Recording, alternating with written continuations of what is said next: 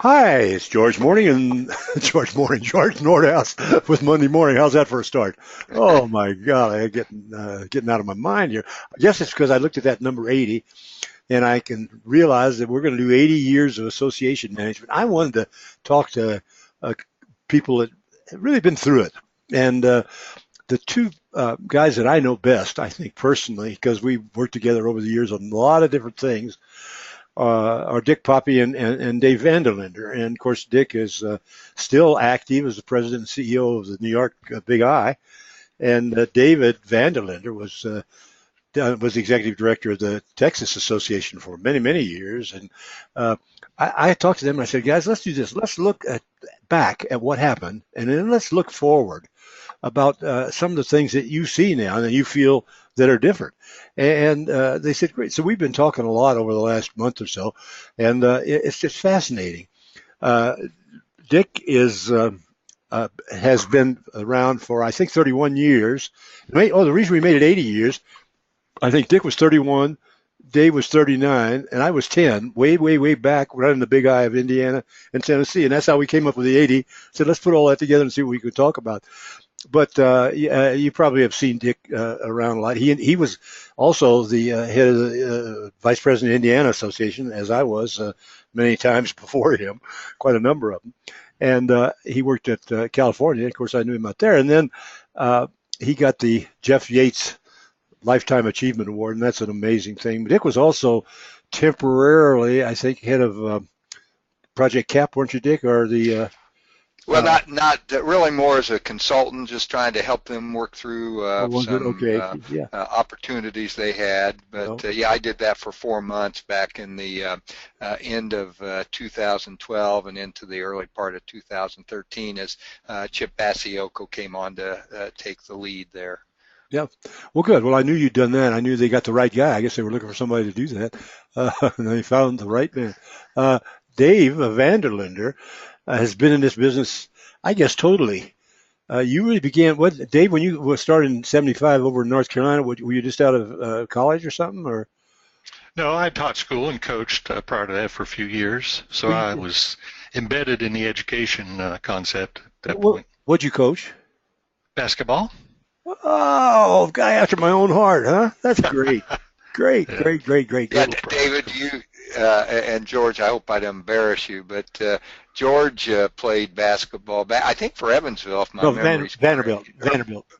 Well, Yeah. no, I mean in high school. Didn't Oh, you yeah, yeah. play in high school for Yeah, Evansville Evansville, High Missouri. School in Right. Indiana, and then Vanderbilt, and you were an all-stater, weren't you, in Indiana when you were Yeah, there? I was the high scorer of the North South All American game. Accidentally, I don't know why. I was the third tallest guy. I was down to 6'4". I went down to and there were 12 people from the northern states and 12 from the south. I was the third tallest guy, and he says, "You're going to play guard, George." I didn't know what a guard was, but because I played, center all the time. At any rate, I went down there. A couple of nice things really happened. A couple of guys drove for the basket and then handed it to me, and I put it in.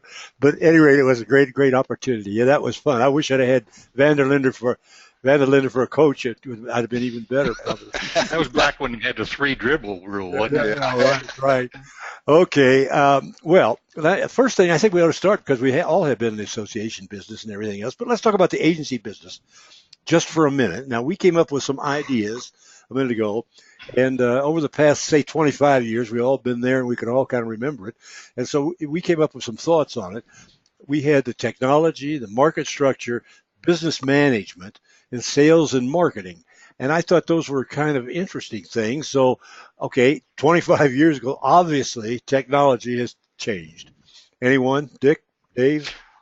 Well, I think probably in most ways the most dramatic technology piece, but it's also a social piece is the internet and all that's happened there but really when I go back to when I kind of got started, we didn't even have I remember when the first email started coming around when I worked for the California Big I. We had a dedicated terminal and everything, and comparative rating has really flooded us, and it's changed workflows significantly. But I mean, when I really think of probably the technology environment and its biggest change has at least in my mind, has been what the internet has done, the introduction of social media and that kind of thing, and agencies are just dealing with and doing business in a totally different way as it relates to technology than they were 25 years ago.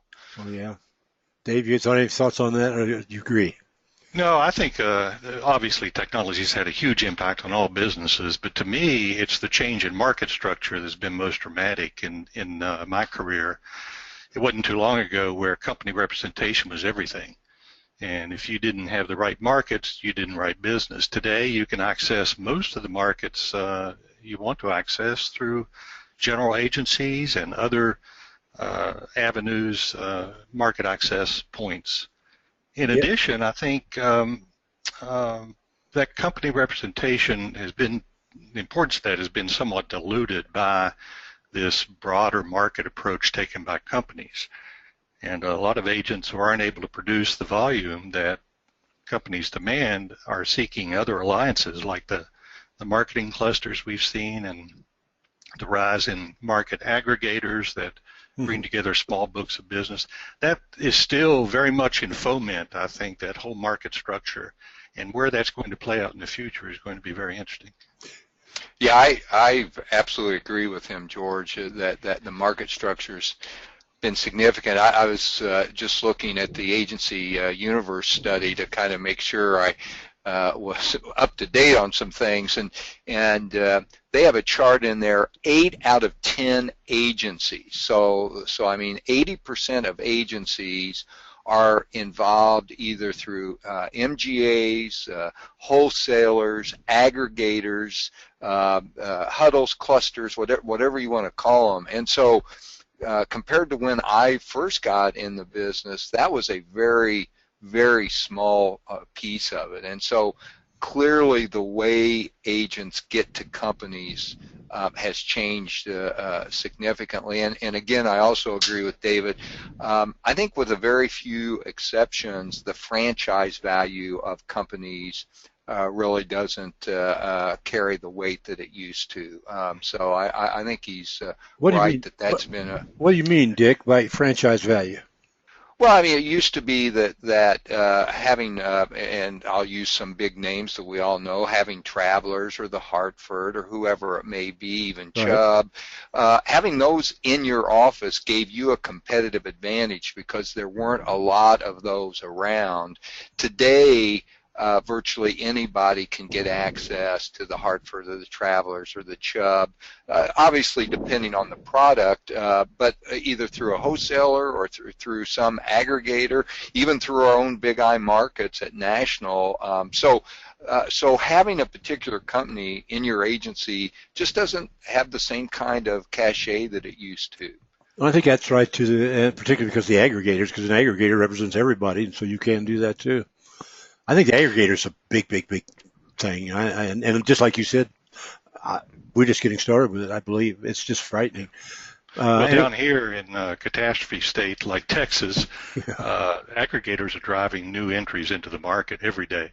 They're where that's the fertile end of the business, where you're seeing more captive agents convert to independents through the aggregator structure. If you call them captives, you don't mean like State Farm, you mean like independent agents? Sure, absolutely. Absolutely. You know, a state like ours representing a single carrier is really a liability. I think so too. It can be hot and cold to market it down here, depending on the latest hailstorm. Right. Any thoughts you guys have on business management or sales and marketing? Obviously, we've included. Yeah, I think the reduction in profit margins in agency business has been one of the most dramatic changes over the last 20, 30 years. Good point. Companies have intentionally driven down that profit margin in favor of contingency and profit-sharing income. And that's why Market Cloud is so important today. You've got to have the volume in order to produce the contingency income necessary to manage your business. I think that's going to continue to happen, and you're going to see more of these alliances between agencies to increase their clout with markets and increase their profit-sharing income. All right, Dick, thoughts? Well, I actually would say, at least from my perspective, I'd go on a couple of other areas in terms of major changes. First, I think the competitive environment and just the general environment that we operate in is significantly different than it was 25 years ago. We've really had much more, at least in our business up here. We've seen many more competitors come into the business, and I'm not just talking traditional agencies and companies and brokerages, but as you see, the technology companies and other forms of competition coming in. So I think the competitive environment has changed, and as we mentioned earlier, I include that with the aggregators and the clusters, but also we've seen significant growth across state lines. I mean, you've always had agencies that went across state lines, but in today's world, as we look at our own members, and I'm sure as David looked at his, there's a significant growth in agencies that are doing business across state lines. And the other part of the competitive market that's changed is there's just more regulation. Agents are just dealing with more junk. As we were chatting coming onto this call, talking about the regulations relative to marketing with opt-out and opt-in and stuff. So I think the competitive environment that agencies are living in today is significantly different than it was 25 years ago. And then the other two things, and I'll end with what I think is the biggest, but the other two things I see in major changes is in underlying exposures. I mean, we didn't know what cyber liability, and for the most part, we didn't know what DPLI was 25 years ago.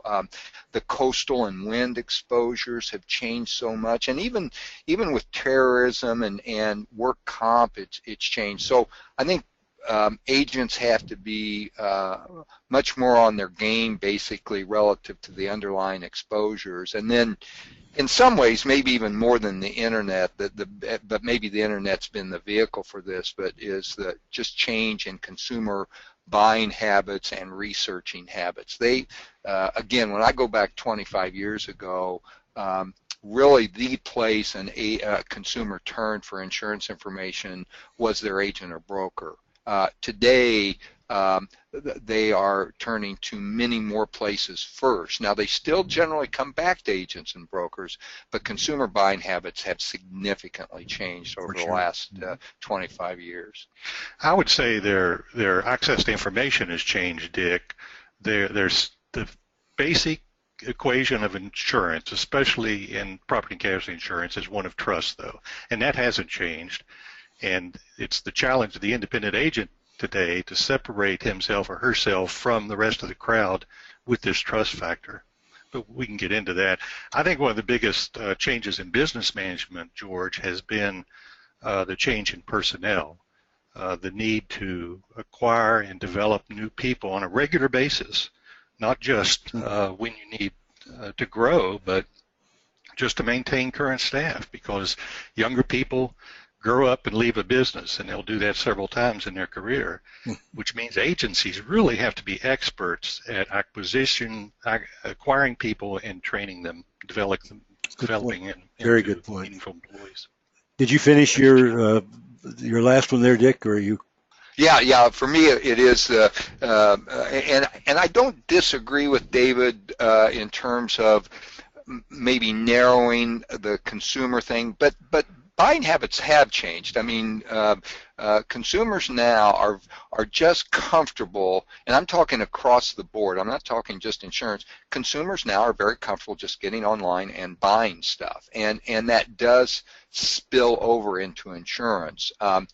I absolutely agree with his comment about the idea of the thing that can set us apart, and in many cases does set us apart, is the trust and the counseling and so forth. But consumers are they're just freer about buying something unseen, and untested on the web. And so, while I think we still have and we'll get into this more, I'm sure, as we get into a further discussion, but I do think consumer both researching habits and buying habits have changed significantly in the last 25 years. Well, the only thing it's I interesting though. Excuse me. no, go ahead, Dave. I'll just finish up. It's interesting to me that a lot of these online quote companies often talk about the hits on their site, but rarely do you see them disclose information about purchasing. I know Geico and some of these companies have got the low-hanging fruit, but if I'm going to sit on the internet and push a button and spend $3,500 on auto insurance, dang if I don't want to see a face or a name or someone I can call if there's a problem with that. Well, that was. And I think most consumers feel that way today. Oh, I think so too. And I was going to end this particular point here by just saying that the thing that concerns me. We're talking about 25 years, so that'd be 1990 when we all started looking at it. The thing that has concerned me much over the last is sales and marketing. That's my bag anyway. And so what concerns me is the slowness of some agencies to understand that it ain't the same world as it used to be.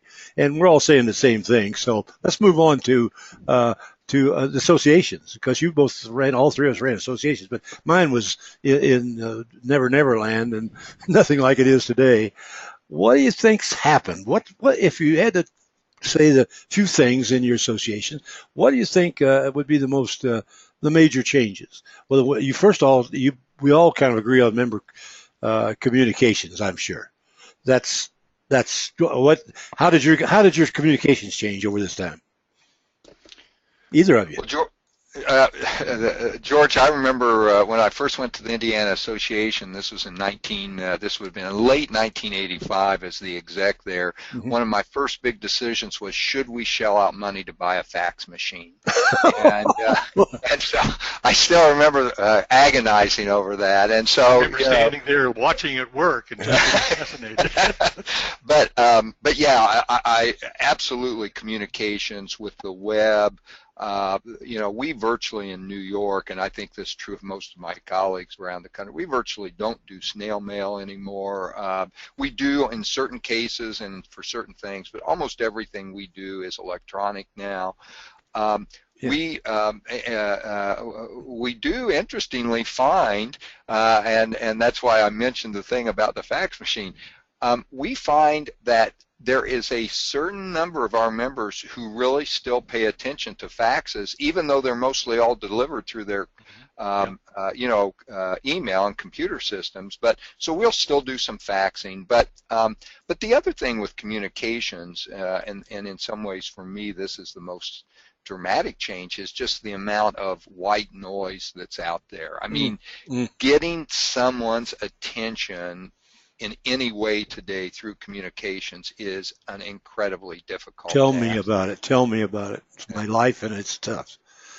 Yeah, Dave, what about you guys? You're communicating differently with your associations now, people? Oh, absolutely. We've followed Dick's model right down the line. And, of course, the next iteration of this is to build an online community of members. Members are abandoning, in some ways, the traditional approach of gathering at an expensive location once or twice a year to see each other. We need to build a sense of belonging to a community online, and that's the next big challenge. Do you guys still have, when I was running, and local associations were so strong, do you still have a lot of local associations meeting or not? We do, although they've declined. We used to have 23 or 4, now we're down to about 17. Mm-hmm. But it's a struggle for locals. Which gets to the third issue. Yeah, go ahead. Well, and we have a similar issue here. We have about the same number of locals on our books that David mentioned, but in terms of regularly meeting active locals, we're under 10 in New York. Now, some of them are still very active and strong, but David, I think, is dead on that we've seen certainly a decline in the engagement in locals, and I also think David's right from my experience relative to, or at least consistent with New York, that we actually did away with our annual convention probably about 19 years ago. We just were not getting members there, and so I have seen significant changes in terms of communications. And the other thing I would just say, in this area of major change. And I'm sorry it's not your next bullet of technology, but the other thing that has changed significantly here, and David made the segue to it, is member expectations have changed significantly in the last 25 years. There certainly have a different expectation in terms of the quickness of responding to them. Our new members, now our older members, our longer, I shouldn't say older, they would be offended by that, our longer tenured members have still have a nice focus on advocacy at the government level. Our newer members, the ones that are coming on in say the last 5 years, advocacy for the most part is not in their vocabulary. They're very much interested in products and services, but advocacy. So I've seen that shift. And then the other thing that we've seen in New York, and I've had colleagues express similar opinions, is once you become a significant market vendor to your members, in other words, once you start providing market access as one of the things you do, they start treating you more as a vendor and less as an association. And now there is still some loyalty there, but you've now got to perform at the level of you're beating the competition that you're going up against. So those have certainly been some of the changes I've seen. Right. Good. Dave, any more? Yeah. I think the association has to be part of the business's bottom line today. All trade groups are experiencing this, whether that's providing markets that they can use with their customers or providing some service that is available through bulk purchase discounts in the association. It could be a wide range of services available to help reduce their expenses or increase their income, but you've got to prove that up today. Well, exactly. I'll just add one thing there. When I came into out of the Navy after Vanderbilt and then the Navy and then to the Tennessee Big I, and that was my first job in my life. I mean, other than all those other ones. But I came down there from the member communications, and every state association had some sort of a magazine, a monthly magazine or whatever, including the Insurers of Tennessee had theirs. And so when I first came in there, they said, what you need to do, George, is that we're going to take you to the very best place and let you really find out what communication is all about. So they sent me, it couldn't have been 3 months after I'd been there, down to Florida to be with Tom Johnson, and you guys knew him. And he was the best. He was the best. I mean, don't you think? I mean, there was never an argument about how good I mean, you might not have liked the guy a lot of times, but he was the best. And he said, George, there's two things I want to tell you. Number one, communicate with him. He had a weekly newsletter. And I said, weekly? God, that's a lot. At any rate, I started the weekly it was a weekly newsletter, weekly bulletin back then. And it made all the difference. In those days. Now today it would be, passe, but my gosh, somebody weekly, and you did all that. And then the other thing he says is, he said, do you guys pay for your committee members to go to meetings and all that sort of thing? He said, yeah. He said, don't do that. He said, let them pay for it. They'll feel better about the whole thing. And those two things, boy, really made a difference when I went on into Tennessee. Isn't that funny? That all that time ago, and it's crazy. But anyhow, yeah, go ahead. I would just say that, I think Tom Johnson was one of the real kind of giants in our industry, and certainly for many of us taught us a lot of good stuff. At least in my experience, I also learned some things not to do. So, Tom was quite a person. He really was. Well, let's talk about this. How do you guys? We talked a little bit about this a minute ago. But what do you really see now about Geico, about Google? What do you really see from the effects of all this, the driverless cars? I've been reading about that. Well, we did a Monday morning on Uber, I better pronounce that right, and Uber and B&B. Those things are fantastic what they're doing. And I like Airbnb with the rooms, they have more rooms under them than all hotels in the world combined. Can't you know that? I mean, it's unbelievable, but we didn't, none of us could have known this 2 years ago, 3 years ago. What's your facts? What do you think? I'm throwing it out there. Anybody else, any other comments on them? Well, I said earlier, I understand Geico is going to appeal to low-cost buyers, especially those who find it difficult to navigate through the standard markets. I think the target account for the independent agent, personal lines, and certainly in commercial lines, is not going to be an online purchaser of insurance unless the insurance companies simplify this business a great deal, and I don't see that happening. Good point. Well, and what I would say is a couple things, and maybe along some of the lines of what David's outlined, but perhaps a little different.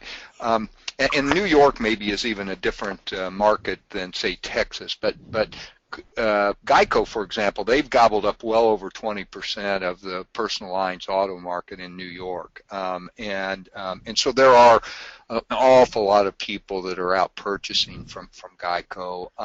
But when I look at Geico, and I would put some other companies in the thing that both bothers me the most, and I think they have been the most successful at, is driving the commoditization of insurance. I mean, Geico and others that I won't mention have really, in my judgment, taught some segment of our public inaccurately that insurance is insurance is insurance, that there's not any difference between auto policy A and B. And so when I look at Geico, the thing that just, and it rails me, I mean, and I've got some friends who are associated with Geico, so I don't want to demean them, but I mean, I think Geico generally is doing the public an incredibly big disservice by the way they have just tried to make it look like all insurance is the same. So when I look at Geico,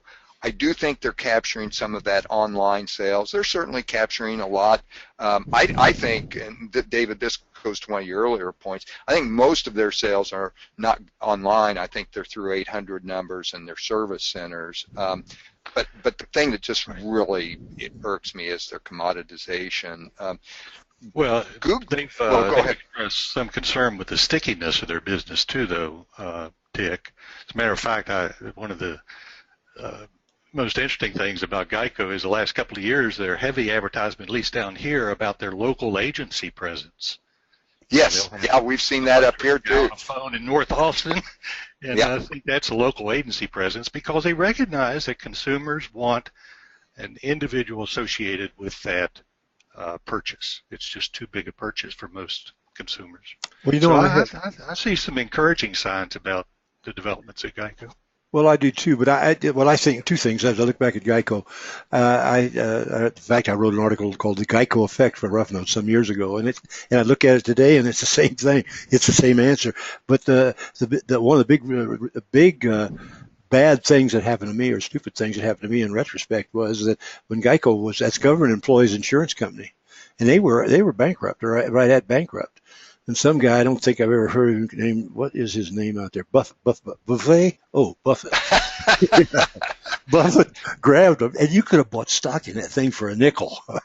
Yeah. And I didn't, at the time. But anyway, what I want to tell you this is I think Geico, I think Google, I think, you can name them all, who they are. I think they've done us a wonderful service in the long run, because what they've done is forced us to realize that we've got to be with it. We got to be productive. And we have to understand what sales is all about. But more importantly, what they taught us. And how many times have I talked to agents in this way, and they say, "Oh, don't worry, we're going to survive on relationships." How many relationships you got? Have you got some kind of a plan? No, we don't have any plan on a relationship. We just know those guys, and they know us, and they love us. And I think what they've forced us to do now is to realize that we've got to formalize our relationship situation on retentions and renewals and cross-sell. We can't have it, and we've got to understand the value of retention. We never really understood that before. Now we do. So I can say some good things. Well, look, while we're on that subject, what do you think the best agents are doing today for production? What do you guys see? I think. Go ahead, Dick.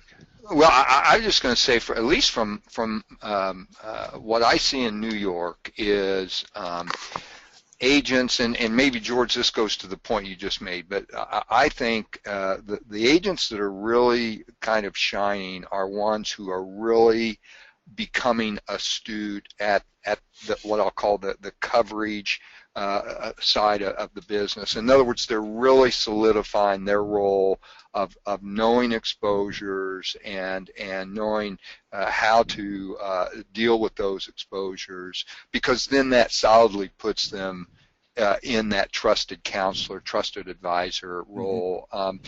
I'm also seeing agencies here that seem to be doing very well. They're getting very efficient. Going back to a point that David made earlier about, continuing declines in the margins with companies and agencies. We're seeing them becoming very efficient. They're increasing what I would refer to as their meaningful customer contact. They're really trying to build those bridges. We're also hearing from and seeing agents that are doing very well from kind of niches that they may be finding, whether it's in the commercial lines or the high net worth or what have you.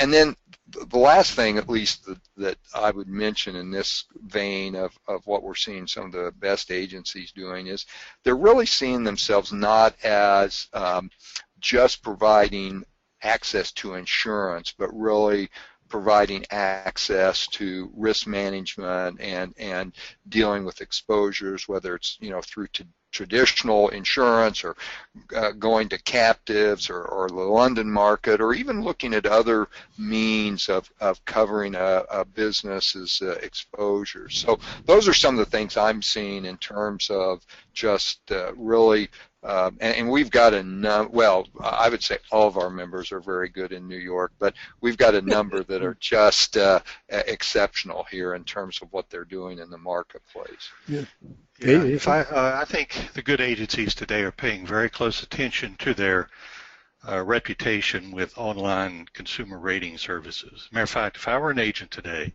I would have a weekly staff meeting where we talked about nothing but what kind of testimonials we had online, both on our website and on Angie's List and Yelp, what kind of rating we have, how we can improve that rating. It's like a production meeting. You've got to pay attention to that, because that's where consumers are turning to evaluate the trust factor in buying from an agent or any other business out there. So at least for now, that's probably the most critical thing an agent can do, I think, to develop new business. When I think about those new advertising and marketing avenues, our interview for last week was with a guy who is really, really great at Mark Danko at videos. He really does well. And you think of the using the technology and everything. When they do you get your bid or whatever it is you're going to get from your quoting mechanism and everything else, then he sends out the letter, and then say it's on homeowners, and then he has a video right in the middle of the proposal. And it was so neat. I never even thought of that. What I'm saying is there's all kinds of ways you're going to use all this, and none of us even know. We probably haven't even scratched the surface. Well, let's talk about what's going to happen on the markets and the smaller agency. What's the future for the smaller agency? I think it's going to depend upon their ability to cluster with other agents or rapidly produce the kind of volume the companies want in the market today. As I said earlier, the profit margins are so low in agencies, you've got to build some contingency income to acquire the people you need, develop them, to acquire the technology you need, and maintain that. I don't know how you do it on just commissions today. So the name of the game, at least the short term, I think, is going to be contingency income, and that's going to mean some kind of alliance with someone who could generate a bigger volume to take to insurance carriers. And trade associations might be a good option for small agencies too. The nice thing about accessing markets through a trade association is our ROI doesn't have to be as high as that of a for-profit GA or other market access point. Good. Our concern is developing new members, and so I think trade associations will continue to be a big part of the market solution for small agencies. Dick? What I would say, George, and I don't, again, I think David's hit some good points, so I don't have much to add there, but I think I have a different view than many people about small agencies.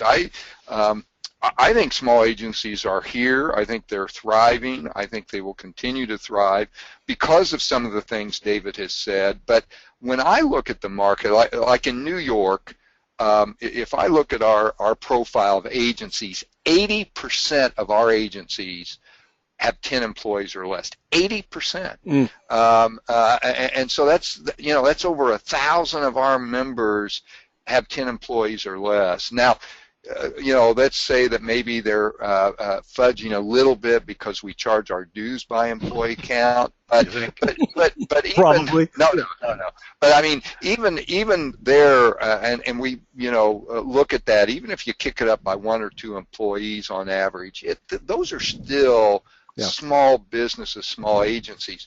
Where I think the real issue is long-term is in the medium-sized agencies. Small agencies can have an ability to keep their costs a little bit under control, and as David suggested, if they can get involved with aggregators and so forth, they can maybe bring in some additional revenue to keep them going well.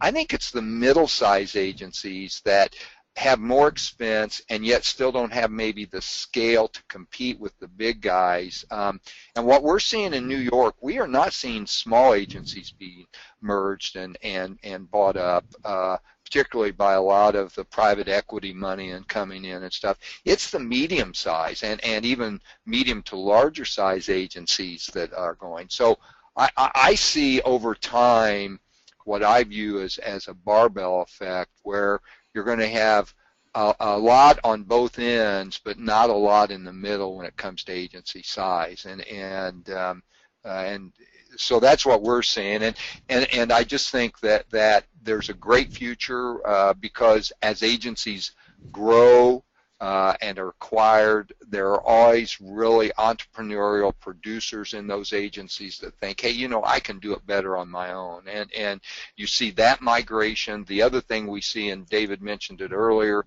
but we see a migration more and more of captive agents that realize that they are in a pretty locked-in situation, and so I think I have great both confidence and faith in small agencies surviving. But I think it's the middle-size agencies that are going to be gobbled up and are going different directions. Sure, and I think that's happening in all businesses. You're seeing a thinning of the middle-sized businesses. I'll throw something at you. I think the dispersion of market access that we talked about earlier is one of the things that allows smaller agencies to remain in business at this point. Yes, yeah. Dave and Dick, I have something that I meant to mention a minute ago when we were talking about associations and aggregators and all that sort of thing. I think that a good aggregator is a real threat to, are you ready for this, to the association in a lot of ways. And you can just figure it out. But one of the ways, which any of us had thought about in aggregators, and I can name Renaissance and Keystone, I mean, people of that ilk are really, really good. And but what do? Well, they have a great many of the educational things that we used to live on association.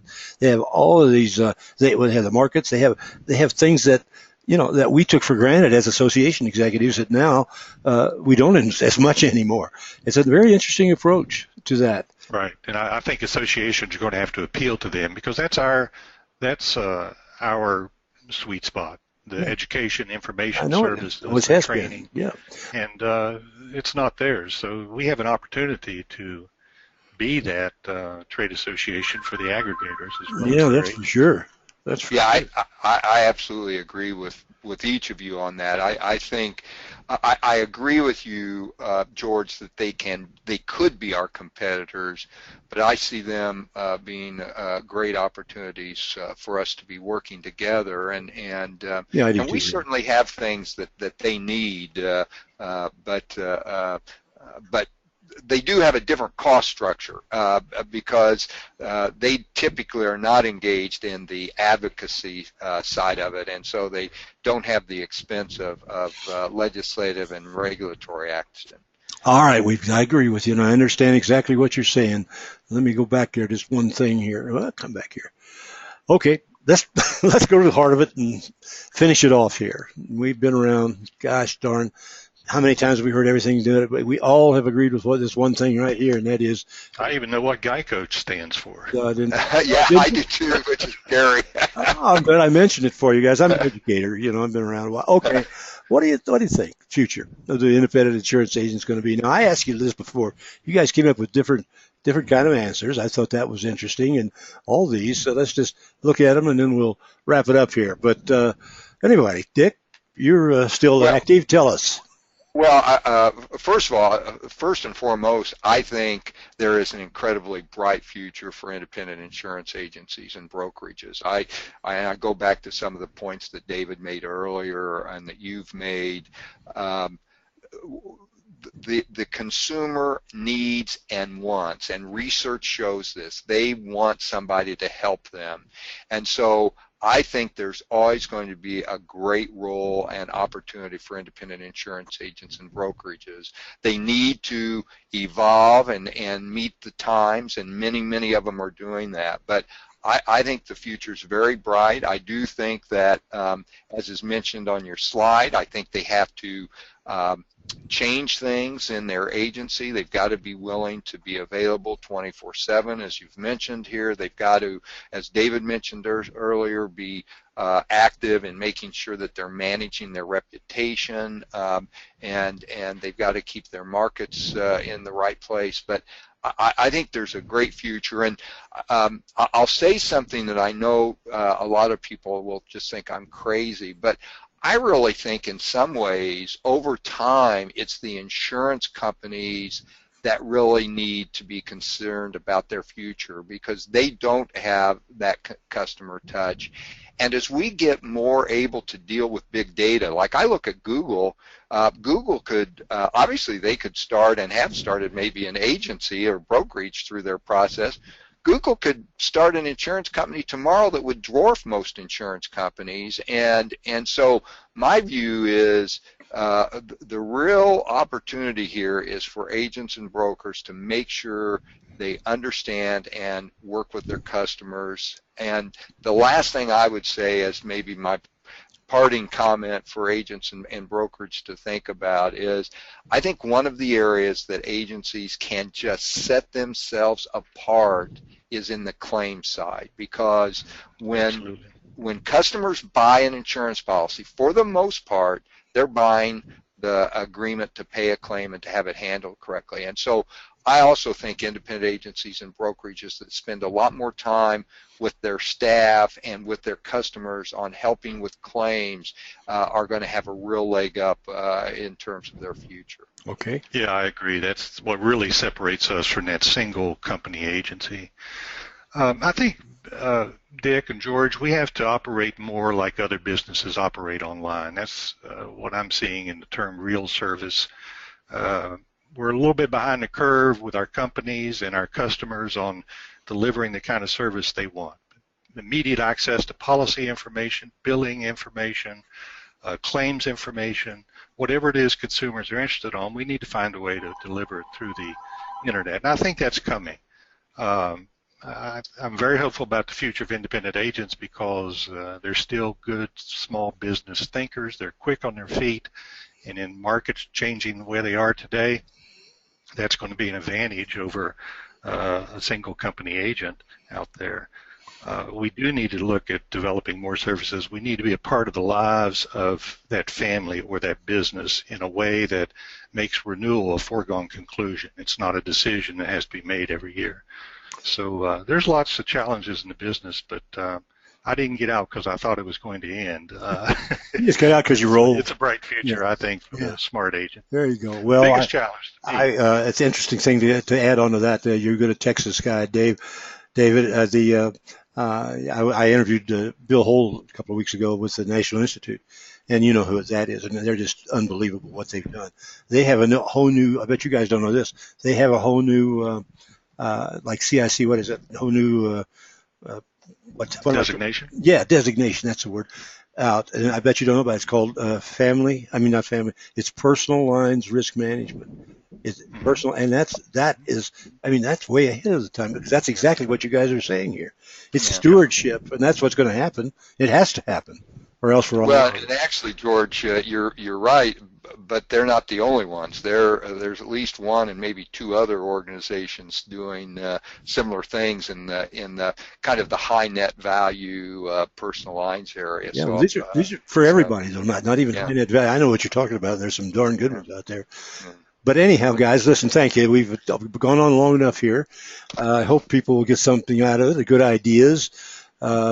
Dick's still working. You got another year or two, Dick, or how long you going? Yeah, I'm hanging it up at the end of 2016. I'll then join the ranks. I've always aspired to be more like David, and I still do. I'm ready to be retired here in about a year and a half. So I don't blame you. How about you, Dick? Some of my fishing lures when you retire. David, how is it? How is retirement? I wouldn't know. I've never been able to do it. Oh, it's wonderful. I'm very busy. Now I'm in the real estate business with my wife, and I went back to doing some teaching insurance, which has been a lot of fun. Oh, so I'm having a good time. That's a beautiful thing. Well, guys, thank you very much. You've really been Thank good. You said it from the heart, and that's what we really wanted to hear. And I learned a lot in these few minutes myself, and I thought I knew everything, Well, George, let me add, you have been an instructor of both of us for a long time, and many other people. Thank you. Your constant emphasis over the decades on the importance of marketing in the agency business has really made a difference, I think, in the lives of a lot of agents. So I commend you for that, buddy. Thank you very much. Yep, let me add mine, and thanks for giving us the opportunity to chat with you, George. Appreciate it very much. Guys, it's been a pleasure, and I'll be seeing you for the rest of you. Don't forget to go back to your email and find out QuizFash and all that other good things, and we're going to expand that too and have more information. But I thought this is just terrific. I'm going to send this out. This is going to go out to now 20,000 people, and by golly, we're going to get the word out from these guys, all of us old guys, and I like to say that because you guys are 20 years younger.